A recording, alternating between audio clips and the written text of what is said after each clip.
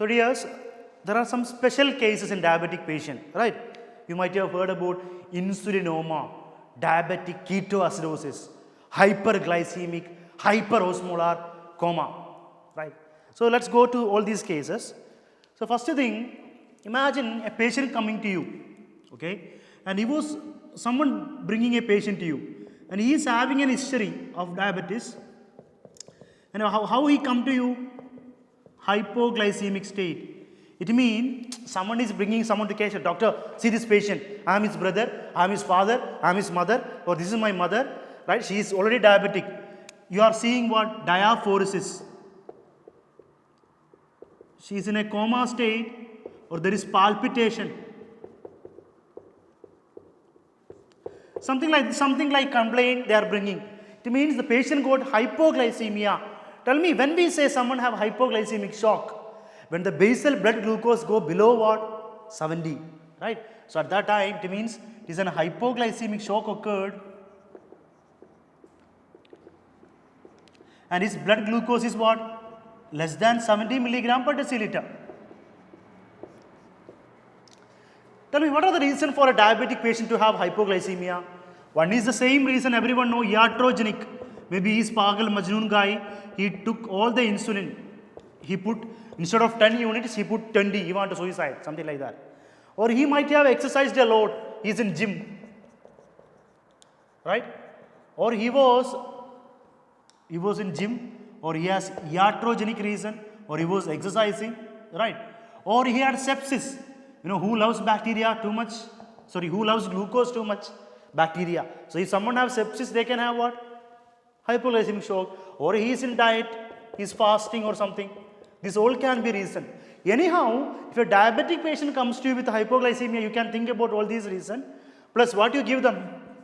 You give them what? Oral glucose. If you can give that oral glucose.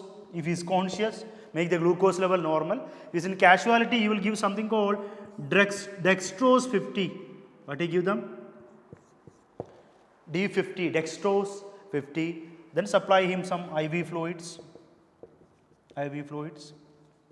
Then monitor him, see the insulin dose he taken, right? So gradually he will be okay. So what is the best thing you have to do if someone come with hypoglycemic shock? First we have to give what? Dextrose 50, and gradually we will add some normal saline. Then after that we will add again, we will see the blood glucose level. If they need more dextrose, give more dextrose. Anyhow, it is less than 70, that is called what? Hypoglycemic shock. So that is one scenario. Imagine a non-diabetic patient, and he is coming with the same scenario. He is coming with what? Hypoglycemia. My God. So this is a little more dangerous, right? Non-diabetic person coming with hypoglycemia. Some reasons are very common here. As I told, someone doing exercise, we have discussed. Or it can be like some infection there, sepsis occur. Or he is dieting. These are common. But there is no iatrogenic error here. He was not under treatment. He was non-diabetic. Someone saying he have no other disease. Suddenly he come like this, all these symptoms. Palpitation, diaphoresis, right? So it means he took some insulin from outside. That is called factitious insulin. Remember in thyroid we talk factitious or exogenous. He want to suicide, or the son took the grandparents' insulin and inject to his body. Is that okay? Of course no, it's not fair. Or one of the rare reason is what? That condition is called insulinoma. This can be ruled out very easily, like exercise, sepsis, diet or whatever, right? Now we have to see, he have insulin in his body, that's why glucose go down. How I can know that? The insulin he took from outside, or his body, pancreas have tumor, they are producing insulin. Remember one thing, basic rule, all the insulin produced by our body is called endogenous insulin. So to diagnose insulinoma, if you see C-peptide,